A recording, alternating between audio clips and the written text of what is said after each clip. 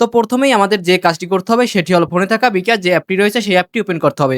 এরপর বিকাশ অ্যাকাউন্টের pin number দিয়ে বিকাশ অ্যাকাউন্টটা লগইন করতে হবে। তো বিকাশ অ্যাকাউন্টটা লগইন করার পর আমাদের সামনে এরকম ইন্টারফেস চলে আসবে।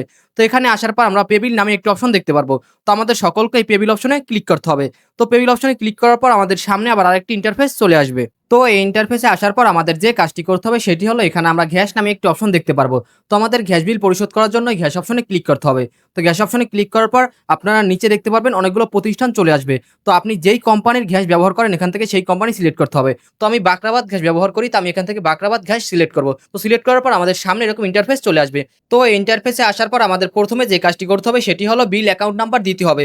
তো এখানে আপনারা আপনাদের বিল অ্যাকাউন্টের নাম্বারটা দিয়ে দিবেন সঠিকভাবে, ভুল হলে চলবে না।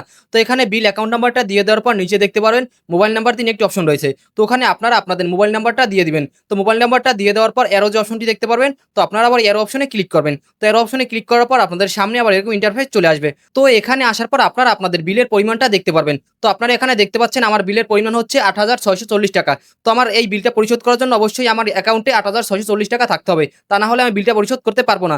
তো এখানে আপনারা আপনাদের বিলটা দেখে নেওয়ার পর আবার যে অ্যারো অপশনটা রয়েছে অ্যারো অপশনে ক্লিক করবেন। তো অ্যারো অপশনে ক্লিক করার পর আমাদের সামনে আবার এরকম ইন্টারফেস চলে আসবে। তো এখানে আসার পর আমাদের যে কাজটি করতে হবে সেটি হলো আমাদের বিকাশ অ্যাকাউন্টের যে পিন নাম্বারটা রয়েছে সেই পিন নাম্বারটা এখানে দিতে হবে। তো পিন নাম্বারটা দিয়ে দেওয়ার পর আবার অ্যারো যে অপশনটি দেখতে পাবেন ওই অ্যারো অপশনে ক্লিক করবেন। তো ক্লিক করার পর আমাদের সামনে আবার এরকম ইন্টারফেস চলে আসবে। তো এখানে আসার পর আপনারা দেখতে পাবেন পে বিল করতে ট্যাপ করে ধরে রাখুন। তো ওই অপশনে যদি আপনারা ১ থেকে ২ সেকেন্ড ট্যাপ করে ধরে রাখেন তাহলে আপনাদের গ্যাস বিল পরিশোধ করা হয়ে যাবে।